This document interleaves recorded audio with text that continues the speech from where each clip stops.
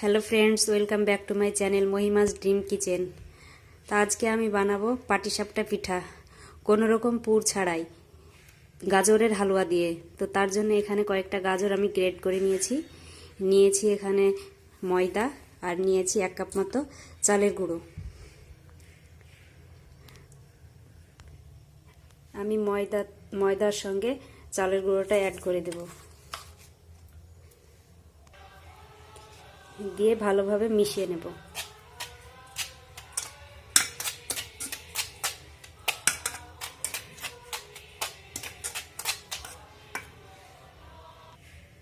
মেশানো হয়ে গিয়েছে, এবার দেব একটু লবণ, আর দেব অল্প পরিমাণে খেজুরের গুড়, দিয়ে একটা ব্যাটার বানিয়ে নেব। এবার অল্প অল্প জল দিয়ে ব্যাটারটা তৈরি করে নেব।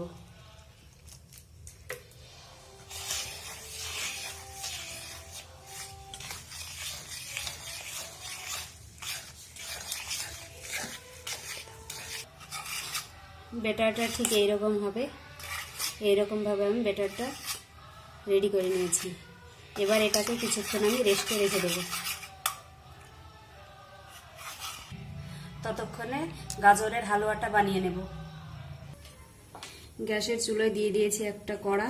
এবার দিয়ে দেব, কড়াটা গরম হয়ে গিয়েছে, দিয়ে দেব ঘি।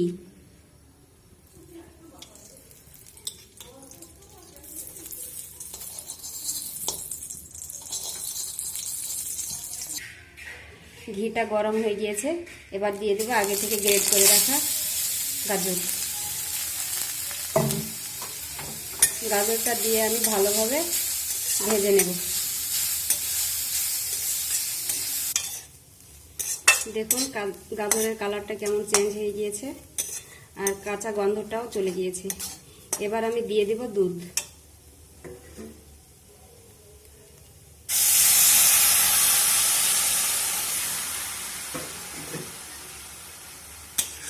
দুধ দিয়ে কিছুক্ষণ ফুটিয়ে নেব। গাজরটা সেদ্ধ হয়ে গিয়েছে, এবার দিয়ে দেব চিনি। আমি 1 কাপ মতো চিনি দিয়েছি, আর দিয়ে দেব কয়েকটা এলাচ, দিয়ে আবারও কিছুক্ষণ রান্না করে নেব।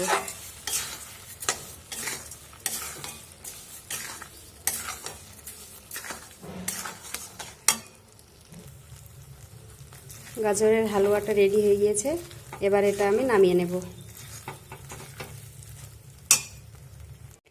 গ্যাসের চুলোয় একটা ফ্রাই প্যান বসিয়ে দিয়েছি। ফ্রাই প্যানটা গরম হয়ে গিয়েছে, এবার আমি তেল ব্রাশ করে দেব।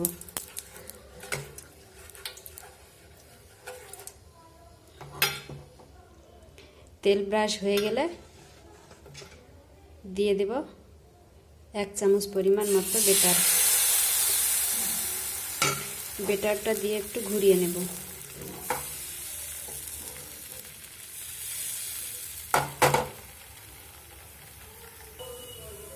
উপর দিকটা এইরকম সাদা হয়ে গিয়েছে, এবার আমি দিয়ে দেব গাজরের হালুয়ার পুর।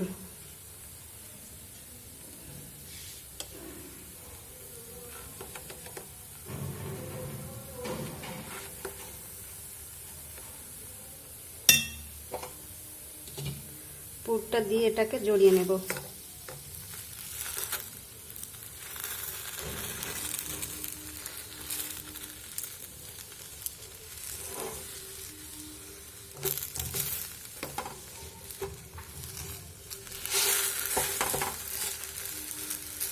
পুরটা দিয়ে আমি এইভাবে জড়িয়ে নিয়েছি। এবার এটাকে উঠিয়ে নেব। এইরকমভাবে বাকি পিঠেগুলো আমি বানিয়ে নেব।